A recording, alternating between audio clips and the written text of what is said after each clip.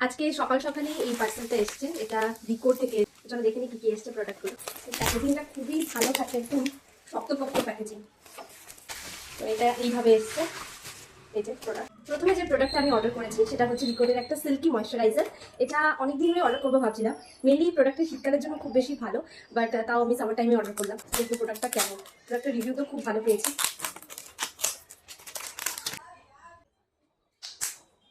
এটা নিয়ে অবশ্যই একটা মেকআপ লুক আমি ক্রিয়েট করবো। নেক্সট আমি অর্ডার করেছিলাম দুটো কনসিলার। এটা হচ্ছে রিকোডের উই স্টোল দ্য শো এর দুটো কনসিলার, 50% ডিসকাউন্টে আমি পেয়ে। দুটো শেড আমি অর্ডার করেছি এখানে, একটা হচ্ছে 03 light medium, 09D। Next order করেছি আমি একটা জেল লাইনার। অনেক আমি রিভিউ দেখেছি, খুব ভালো এই প্রোডাক্টটা।